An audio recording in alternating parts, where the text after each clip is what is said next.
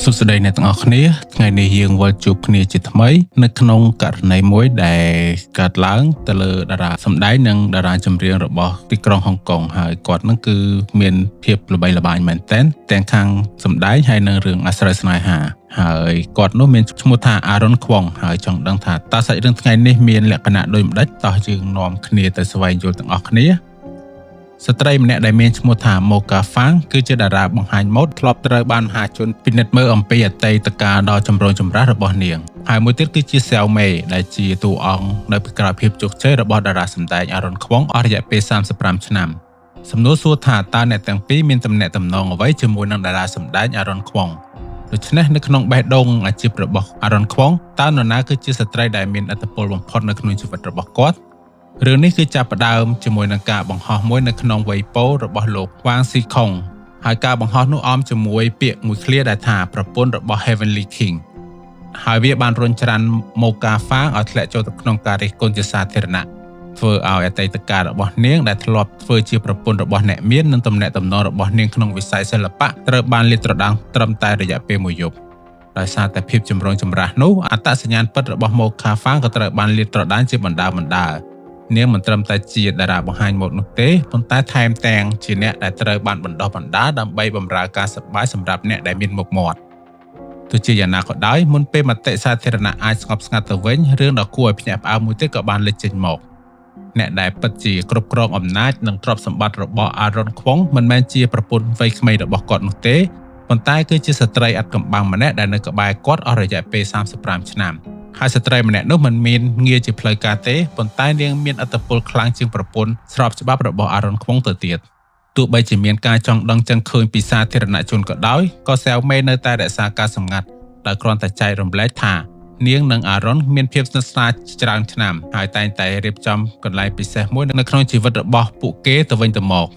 ទំនាក់ទំនងដែលមិនបញ្ចេញឈ្មោះរបស់ពួកគេកាន់តែច្បាស់តាមរយៈវិធីដែល Aaron ប្រព្រឹត្តចំពោះនាង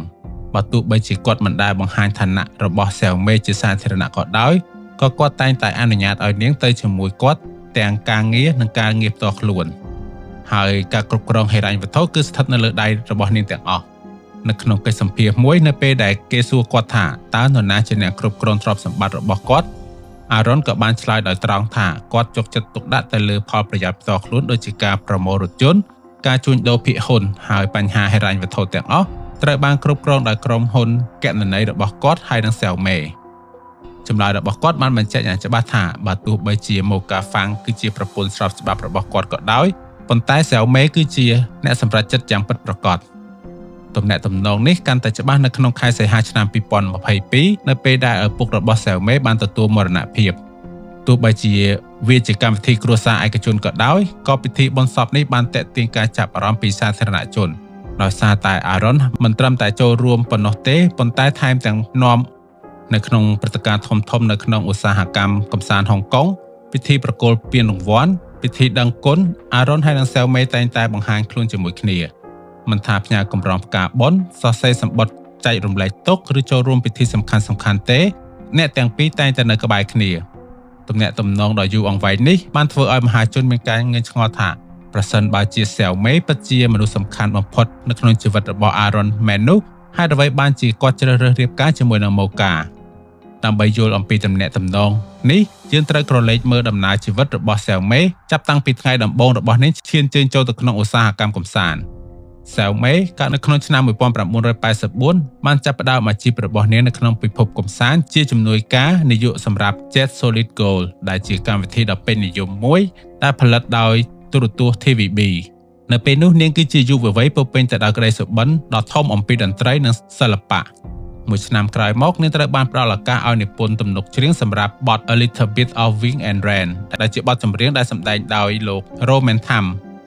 បទនេះទទួលបានការចាប់អារម្មណ៍ភ្លាមៗដោយបានធ្វើឲ្យ Xiao Mei ទទួលបានពានរង្វាន់អ្នកនិពន្ធល្អបំផុតទាំង10នៅក្នុងកម្មវិធីចម្រៀងមាសរបស់ប្រទេសចិនក្រោយមក Xiao Mei ក៏បានបោះជំហានចេញពីក្រោយឆាកហើយបានក្លាយខ្លួនជាអ្នកនិពន្ធបទចម្រៀងស្រីដែលល្បីបំផុតនៅក្នុងឆាកតន្ត្រីហុងកុងហើយនាងក៏បាននិពន្ធបទចម្រៀងជាច្រើនសម្រាប់តារាចម្រៀងល្បីៗ Xiao Mei បាននិពន្ធចម្រៀងជាង500បទដែលធ្វើឲ្យតន្ត្រីរបស់ទីក្រុងហុងកុងមានភាពរីកចម្រើន ម្ចាស់ផលិតកម្មធំៗនិងផលិតកម្មនានាតែងតែស្វែងរកនាងដើម្បីឲ្យនាងនិពន្ធបទចម្រៀងសម្រាប់ពួកគេយ៉ាងណាមិញខណៈពេលដែលបទចម្រៀងរបស់នាងបានជួយសិល្បកររាប់មិនអស់នោះមនុស្សតែម្នាក់ដែលនាងផ្ដល់បេះដូងជូននោះគឺជាអ្នករាំម្នាក់ដែលស្ថិតនៅក្នុងស្រមោលនៅលើឆាកហើយបុរសម្នាក់នោះគឺជាអារ៉ុនខ្វងដែលជាអ្នករាំវ័យក្មេងដែលកំពុងតែតស៊ូស្វែងរកកន្លែងរបស់គាត់នៅក្នុងឧស្សាហកម្មកម្សាន្តនៅក្នុងឆ្នាំ1990អារ៉ុនខ្វងមានអាយុ25ឆ្នាំគាត់នៅតែជាមនុស្សមិនច្បាស់លាស់នៅក្នុងទីក្រុងហុងកុងបើទោះបីជាមានរូបរាងទាក់ទាញនិងជំនាញរាំដ៏ពិសេសរបស់គាត់ក៏ដោយប្រឈមមុខនឹងការប្រកួតប្រជែងមិនឈប់ឈរគាត់ក៏បានសម្រេចចិត្តចាកចេញពីទីក្រុងហុងកុងទៅកាន់កោះតៃវ៉ាន់ដើម្បីស្វែងរកឱកាសថ្មីៗបន្ទាប់មកមានអ្វីមួយដែលនឹកស្មានមិនដល់ក៏បានកើតឡើងអារ៉ុនក៏បានទទួលបានការផ្សាយពាណិជ្ជកម្មម៉ូតូ Honda DJ1R ដែលមានរយៈពេលតែជាង1នាទីរូបភាពដ៏ទាក់ទាញរបស់គាត់បានល្បីល្បាញក្នុងរយៈពេលមួយយប់មិនយូរប៉ុន្មានគាត់ក៏ត្រូវបានគេអញ្ជើញឲ្យចេញអាល់ប៊ុមដំបូងរបស់គាត់ដែលមានចំណងជើងថា Loving You Forever ទោះបីជាការច្រៀងរបស់គាត់មិនគួរឲ្យចាប់អារម្មណ៍នៅពេលនោះក៏ដោយក៏ប្រជាប្រិយភាពនិងការតាក់ទាញរបស់គាត់បានជំរុញឲ្យអាល់ប៊ុមនោះលក់ដាច់ជាង1លានកូពីឈ្មោះរបស់អារ៉ុនខ្មុនក៏បានចាប់ផ្ដើមល្បីសុសសាយយ៉ាងឆាប់រហ័សនៅក្នុងឆ្នាំ1991គាត់បានឈ្នះពានរង្វាន់ Jet Solid Golden Top 10 Award និង RTHK Top 10 Golden Song Award ដោយបានចូលទៅក្នុងជួរតារាដែលមានកិត្យានុភាពនៃ Heavenly King ទាំង4របស់ទីក្រុងហុងកុងក្នុងឆ្នាំ1993ឧស្សាហកម្មតន្ត្រីរបស់ទីក្រុងហុងកុងបានធ្លាក់ចូលទៅក្នុងភាពចលាចលវងកៃឈីនិង Danny Chan បានទទួលមរណភាពហើយ Lancy Chong ហើយនិង Anita Moy ក៏បានប្រកាសថាដកខ្លួនជាបណ្ដោះអាសន្នក្នុងបរិយាកាសនោះសម្ពាធក៏បានធ្លាក់ទៅលើសិល្បករចំនួនក្រោយកាន់តែធ្ងន់ធ្ងរប៉ុន្តែបើប្រៀបធៀបជាមួយនឹងសមាជិក3នាក់ផ្សេងទៀតនៃ Heavenly King ទាំង4អារ៉ុនខ្វងគឺស្ថិតនៅក្នុងចំណាត់ថ្នាក់ទាបបំផុតចំណែកឯ Jackie Chon, Leon Lai ហើយនិង Andy Lau នៅតែលេចធ្លោជាមួយនឹងសម្លេងនិងជំនាញរបស់ពួកគេចំណែកឯ Aaron វិញត្រូវបានគេស្គាល់យ៉ាងច្បាស់ថាមានជំនាញខាងការសម្ដែងរាំជាលទ្ធផលក៏ត្រូវបានគេមើលរំលងជាញឹកញាប់នៅក្នុងកម្មវិធីប្រគល់ពានរង្វាន់ធំៗហើយកម្រទទួលបានការទទួលស្គាល់ណាស់លើសពីនេះទៅទៀតការចុះកិច្ចសន្យាជាមួយក្រុមហ៊ុនតន្ត្រីពីរផ្សេងទៀតមួយគឺនៅហុងកុងហើយមួយទៀតនៅតៃវ៉ាន់បានរុញច្រានគាត់ឲ្យចូលទៅក្នុងចំនួនផ្លូវច្បាប់ហើយវាបានប្រែទៅជាសុបិនអាក្រក់យ៉ាងឆាប់រហ័សជាលទ្ធផល TVB បានសម្រេចចិត្តបង្កក់រាល់សកម្មភាពរបស់គាត់ធ្វើឲ្យអាជីពរបស់គាត់ធ្លាក់ទៅក្នុងភាពជាប់គាំងចៃដន្យកំឡុងពេលដែលសៅមេកំពុងតែប្រឈមមុខនឹងបញ្ហាដ៏ធំរបស់នាងផ្ទាល់ហើយការស្លាប់របស់មិត្តជិតស្និទ្ធពីរនាក់របស់នាងក៏បានធ្វើឲ្យនាងបាត់បង់ជំនឿទៅលើវិស័យកម្សាន្តរបស់ហុងកុងនាងបានចាប់ផ្ដើមសញ្ជឹងគិតអំពីការបោះបង់ចោលអ្វីៗទាំងអស់ហើយធ្វើអន្តោប្រវេសន៍ទៅកាន់ប្រទេសកាណាដាដែលបោះជំហានចេញពីពិភពសិល្បៈអារ៉ុននៅពេលនោះបានដឹងថាមនុស្សតែម្នាក់គត់ដែលអាចជួយគាត់បានកំពុងតែរៀបចំចាកចេញដូច្នេះគាត់ក៏បានព្យាយាមគ្រប់យ៉ាងដែលអាចធ្វើទៅបានដើម្បីឃាត់សៅមេហើយទីបំផុតនាងក៏បានជ្រើសរើសនៅបន្តការសម្រេចចិត្តនោះបានជួយសង្គ្រោះអាជីពរបស់អារ៉ុនជាច្រើនដង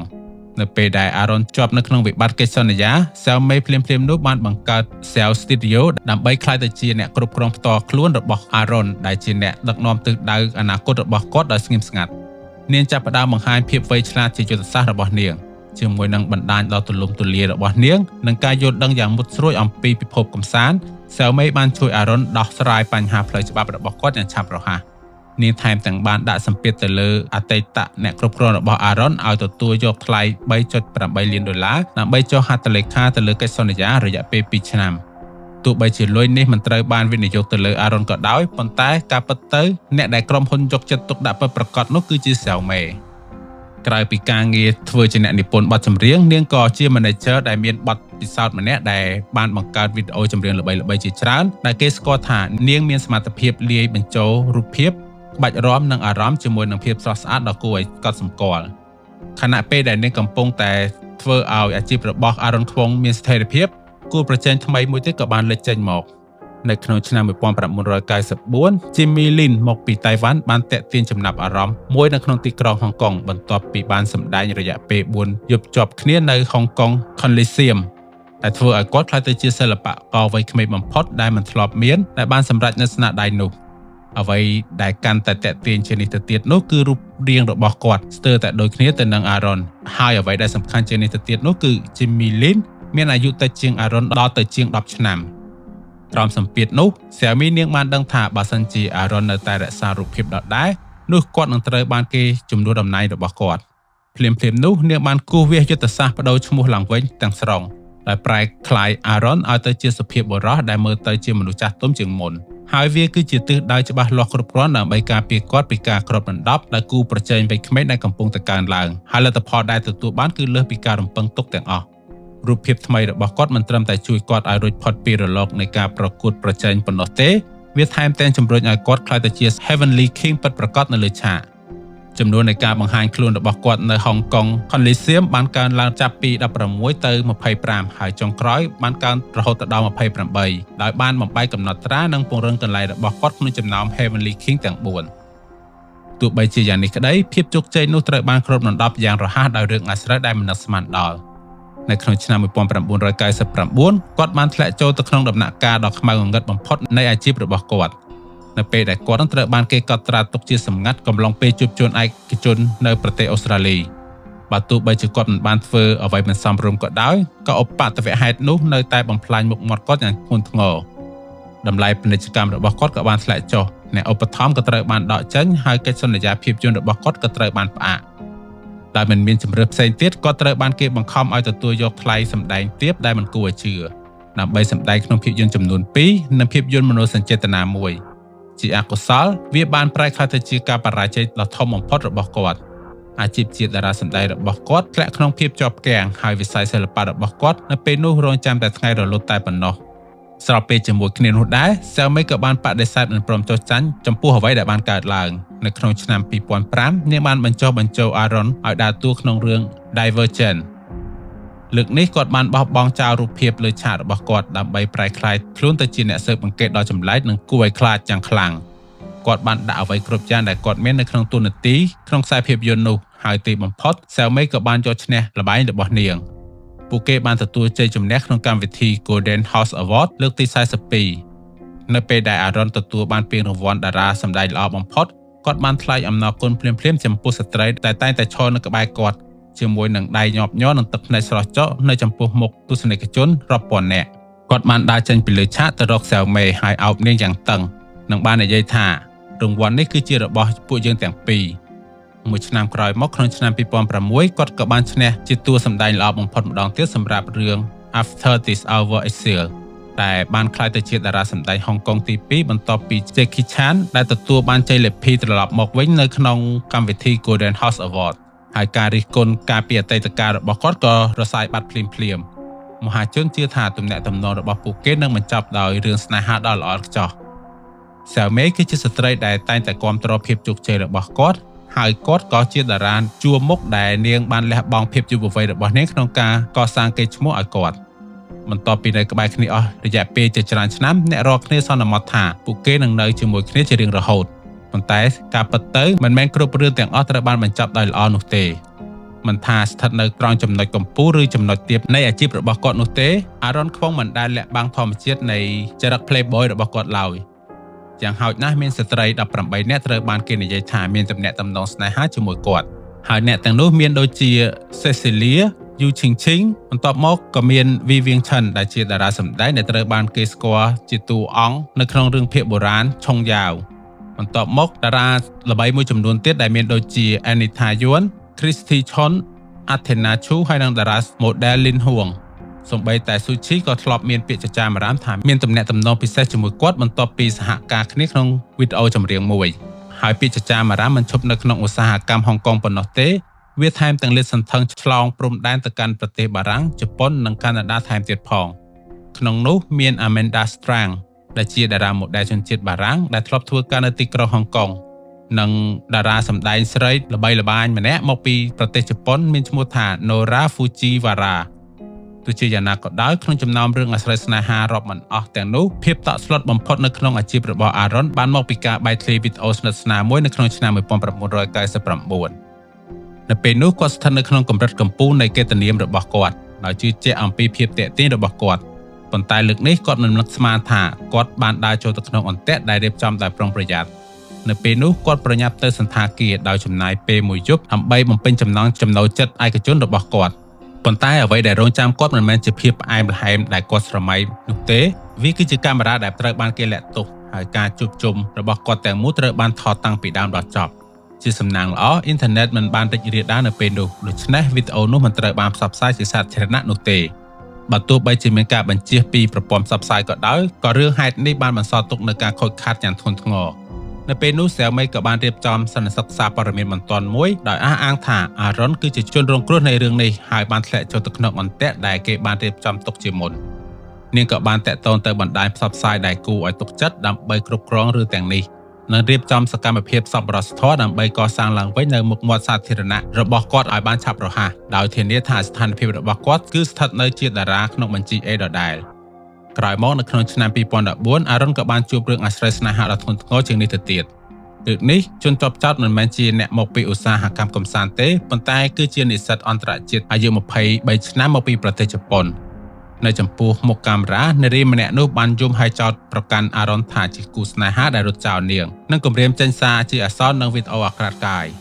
ហេតុការណ៍នេះបង្កឲ្យមានចលាចលភ្លាមហើយ Xiaomi ក៏បានប្រឈមមុខនឹងសារព័ត៌មានជំនួស Aaron ឆ្លើយគ្រប់សំណួរជំនួសគាត់ញ៉ាសម្បត្តិទៅកាន់មេធាវីនិងធ្វើអ្វីគ្រប់យ៉ាងដែលនាងអាចធ្វើបានដើម្បីទប់ស្កាត់ការខូចខាតកេរ្តិ៍ឈ្មោះរបស់គាត់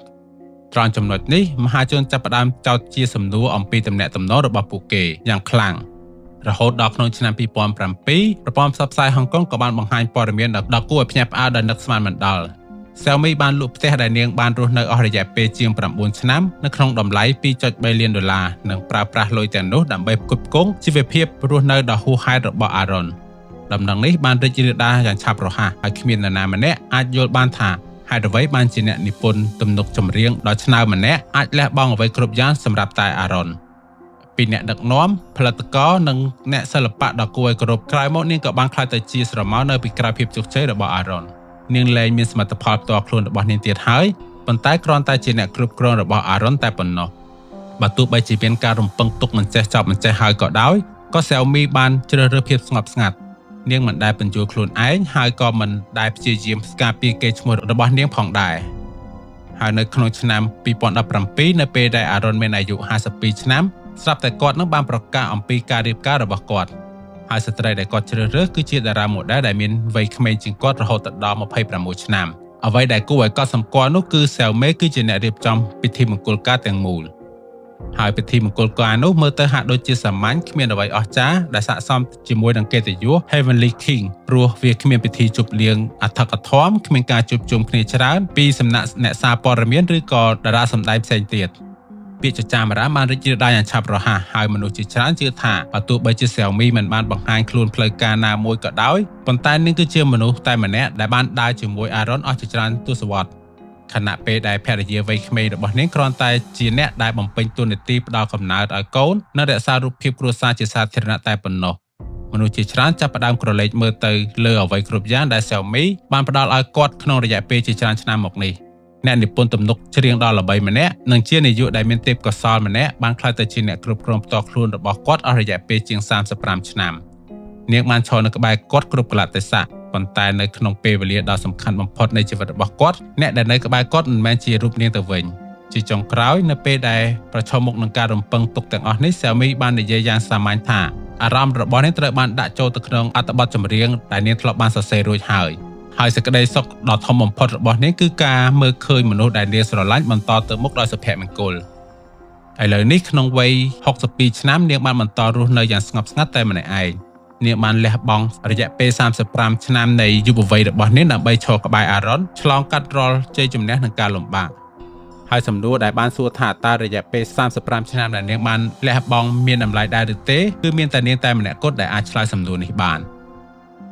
អូខេឥឡូវយើងបានមកដល់ទីបញ្ចប់នៃសាច់រឿងមួយនេះហើយតើអ្នកទាំងអស់គ្នាយល់ឃើញដូចម្តេចដែរចំពោះករណីមួយនេះសូមជួយបញ្ចេញមតិយោបល់អ្នកទាំងអស់គ្នានៅក្នុង comment ខាងក្រោមមកខ្ញុំបានដឹងផងហើយបើសិនជាមានកំហុសឆ្គងត្រង់ចំណុចណាមួយក៏សូមជួយខន្តីអភ័យទោសមួយវិញទៀតកុំភ្លេចជួយ like subscribe channel របស់ខ្ញុំផងដើម្បីឲ្យខ្ញុំនឹងមានទឹកចិត្តបន្តផលិតវីដេអូជូនអ្នកទាំងអស់គ្នាបន្ថែមទៀតបាទសូមអរគុណហើយយើងនឹងជួបគ្នានៅក្នុងវីដេអូក្រោយ